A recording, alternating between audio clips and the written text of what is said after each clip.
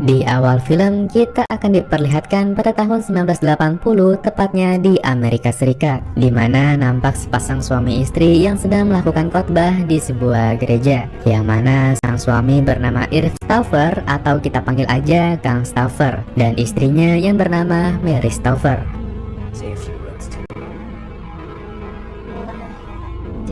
Setelah beres dari gereja, mereka pun pulang ke rumahnya, lalu makan bersama dengan kedua anaknya yang bernama Betty dan Steve. Nah, jadi ceritanya mereka telah merencanakan untuk pindah sementara ke Filipina dalam beberapa minggu ke depan. Tapi nampak Betty yang sempat ngambek gak mau ikut karena gak mau pisah sama teman-temannya. Namun setelah dibujuk oleh sang ayah, Betty pun setuju untuk ikut ke Filipina.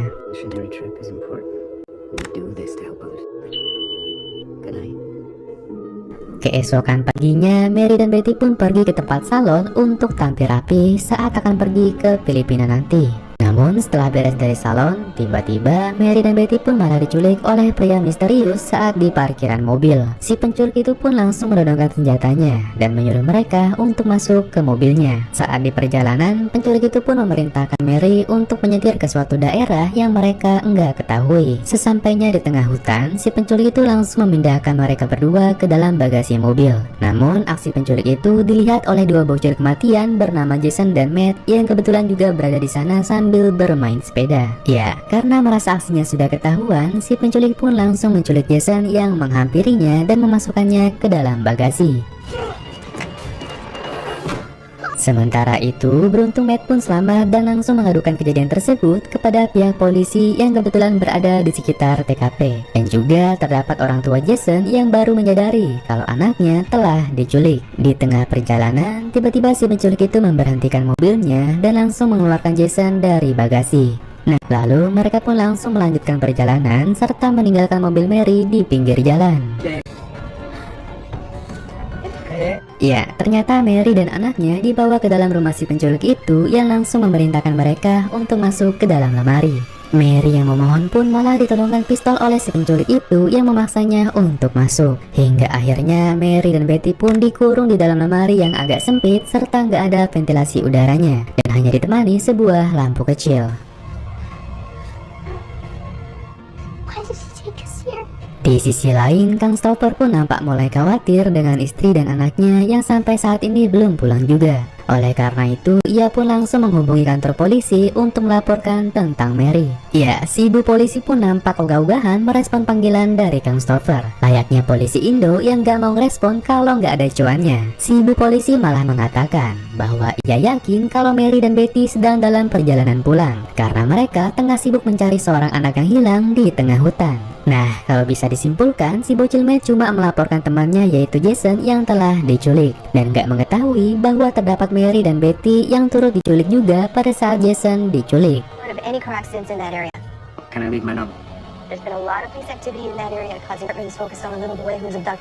Kita kembali lagi ketika Mary sedang diinterogasi oleh si penculik yang ternyata bernama Ming sekaligus mantan siswa Mary yang bertujuan untuk balas dendam. Nah, jadi ceritanya saat 15 tahun yang lalu, Mary adalah seorang guru kelas 9 yang telah memberikan nilai jelek kepada Ming yang merupakan murid di kelasnya. Oleh sebab itu, Ming pun sering dibully bahkan dikucilkan oleh teman-teman sekelasnya serta ia pun gak mendapatkan beasiswa akibat itu.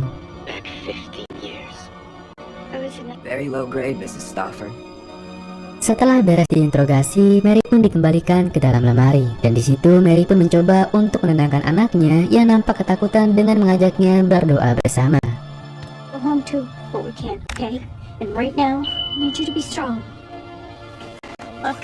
Sementara itu, Kang Stauffer pun kembali menghubungi si ibu polisi dan berusaha meyakinkan serta menekankan bahwa istri dan anaknya benar-benar hilang. Setelah dimintai keterangan, ternyata ciri-ciri mobilnya sama persis dengan keterangan yang bocil Matt sampaikan pada saat Jason diculik. Sehingga polisi pun menyimpulkan bahwa hilangnya Jason ada kaitannya dengan Mary dan juga anaknya. Oleh sebab itu, polisi pun langsung mendatangi rumah Kang Stauffer untuk menginvestigasi lebih lanjut. Come in. Thanks. This is my sister, Sarah. Look, Di lain sisi, ketika Mary meminta izin kepada Ming bahwa anaknya kebelet pipis, di situ Ming malah mengatakan bahwa ia sudah menyediakan ember di dalam lemari sehingga Mary dan anaknya nggak perlu keluar. Namun saat mendengar Betty yang menangis, akhirnya Ming pun mengizinkan Mary dan anaknya ke toilet sambil diawasi oleh dirinya. Ya, ternyata Mary dan anaknya berencana kabur dengan mencari celah untuk keluar melewati jendela toilet. Tapi sayang, jendela itu sudah dipaku mati oleh Ming dan Mary pun hanya bisa pasrah. Bahkan ketika Mary dan anaknya diajak makan malam oleh Ming, Mary pun nampak enggak nafsu, sehingga membuat Ming pun marah lalu langsung mengikat mereka berdua. Karena Ming sudah mengetahui aksi mereka ketika berada di toilet tadi. Ming juga mengatakan bahwa ia sudah merencanakan segalanya agar Mary dan anaknya enggak bisa kabur, serta ia pun mengancam akan membunuh mereka jika mencoba untuk kabur. I won't hurt you as long as you don't try and escape. Pada hari ketujuh, nampak Mary kembali diinterogasi oleh Ming yang ternyata diam-diam menyukai Mary, wanita berumur 39 tahun. Dan itulah alasan mengapa Ming menculik Mary, sebab ia merasa kesepian jika nggak berada di sisi Mary. Kalau bisa dibilang si Ming ini udah mirip kayak psikopat ya. Yes, you already knew that. I can't let you go so far away from me. Di lain sisi, Kang Stalker beserta kerabat dekatnya pun sudah berusaha maksimal menyebarkan beberapa poster istri dan anaknya yang hilang. Namun tak kunjung ada hasilnya. Singkat cerita, ketika Ming gak sengaja mendengar berita di TV tentang kasus penculikan Mary dan Betty, ia pun langsung menyuruh dan memaksa Mary menulis surat untuk suaminya bahwa ia ragu untuk pergi ke Filipina dan butuh waktu untuk menyendiri. Nah, jadi alasan Ming menyuruh Mary menulis surat agar para polisi gak melanjutkan pencarian mereka. Nothing has happened to you. You just need some time to read everything. Pada saat tengah malam, Ming pun membangunkan Mary sekaligus mengeluarkannya yang langsung aja dicegah oleh Betty. Di situ Ming pun beralasan bahwa ia akan membebaskan Mary dan juga Betty asalkan Mary mau menuruti perintahnya. Ternyata Ming berniat melampiaskan hasratnya dengan Mary yang ia bawa ke kamarnya. Hingga akhirnya Mary pun dibuahi secara paksa oleh Ming. Memasuki hari ke-14 ketika Kang Staufer pun terkejut saat mendapatkan surat dari Mary, sehingga ia pun langsung kembali melapor ke kantor polisi. Dan ia sangat yakin bahwa Mary dipaksa oleh si penculik untuk menulis surat tersebut. If she did, she would have told me. You certain about it? Sementara itu, selepas Ming pulang kerja, Ming pun langsung menyiapkan meja makan untuk merayakan hari ulang tahun Mary yang ke-40. Seusai beres merayakan, Ming pun memaksa Mary untuk kembali melakukan pembuahan seperti Mary melakukannya bersama suaminya. Karena pada malam kemarin, Ming pun gak merasakan cinta pada saat melakukan pembuahan dengan Mary. Ya, karena Mary melawan dan mengatakan bahwa ia akan tetap setia kepada suaminya, Ming pun mengancam akan membunuh Betty jika Mary gak mau menurutinya. Demi sang anak, Mary pun rela menuruti kemauan Ming, dan akhirnya Mary pun kembali dibuahi oleh Ming.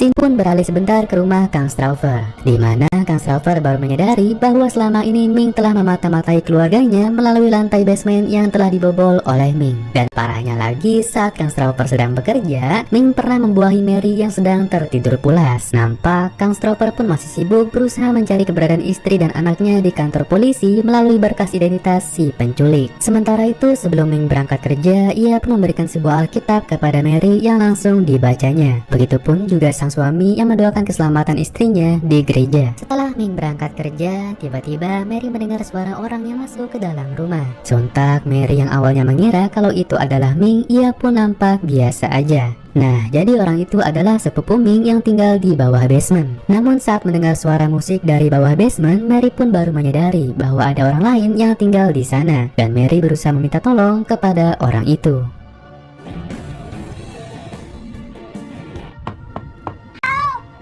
Hari ke-31, saat sedang makan malam, Ming pun mengatakan bahwa ia diundang untuk menghadiri acara konferensi di Chicago dan memaksa mereka berdua untuk ikut, meski Mary sempat menolaknya. Sebelum pergi, Mary pun kembali diinterogasi oleh Ming, yang diketahui Ming adalah seorang bos yang mempunyai perusahaan elektronik canggih yang pernah Ming pakai alatnya untuk memata-matai Mary.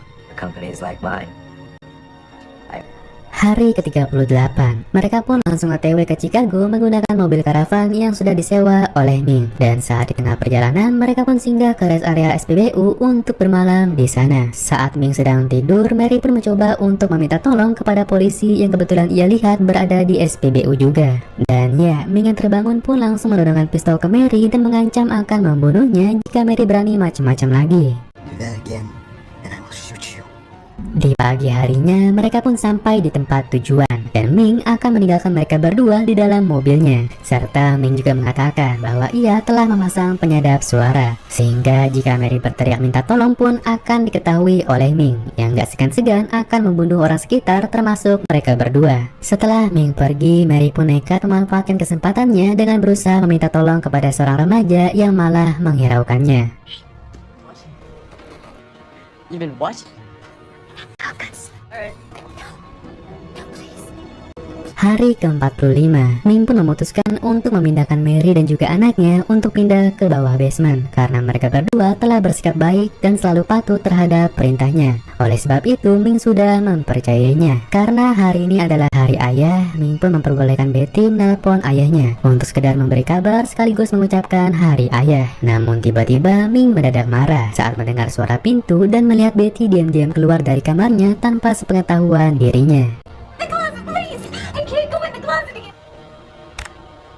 Di malam harinya, Ming pun membawakan makan untuk mereka berdua. Dan di situ Ming pun meminta saran kepada Mary tentang tempat hiburan yang cocok untuk merayakan hari kemerdekaan. Mary pun menjawab bahwa biasanya mereka mengunjungi sebuah taman yang bernama Como Park untuk menyaksikan kembang api. Namun Ming yang gak gampang dibodohi pun beranggapan jika Mary memilih tempat itu hanya karena ingin meminta bantuan lalu kabur.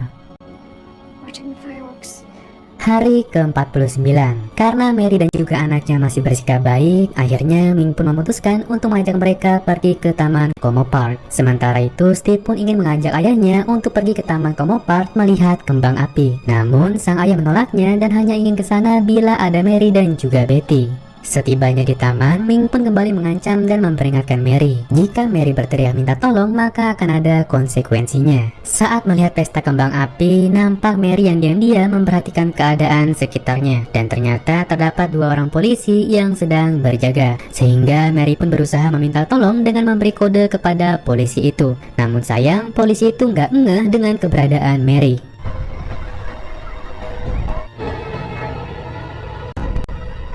Singkat cerita, hari sudah memasuki ke-53. Dari dalam kamar, nampak Mary yang sudah putus asa karena semua usahanya gagal total untuk kabur. Namun, seketika ia melihat cahaya ilahi yang menerangi engsel pintu. Dan di situ Mary pun langsung berusaha merusak engsel tersebut hingga akhirnya usahanya pun berbuah hasil. Mumpung Ming sedang pergi bekerja, Mary pun langsung memanfaatkan kesempatannya untuk kabur bersama Betty. Namun sebelum kabur, Mary pun menyempatkan menelpon kantor polisi untuk meminta bantuan dan memberitahu alamat tempat ia diculik. Saat berhasil keluar, mereka pun langsung bersembunyi di balik mobil sambil ketakutan setelah mendengar suara mobil lainnya yang baru aja datang. Dan tiba-tiba,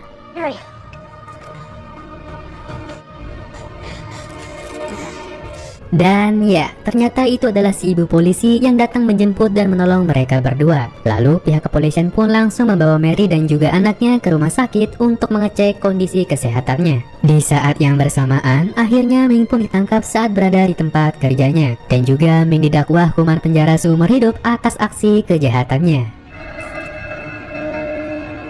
Sementara itu, setelah sekian lama, akhirnya Mary dapat bertemu kembali dengan keluarganya. Dan suasana pun menjadi terharu sambil dikelilingi para polisi yang bersorak bahagia saat melihatnya.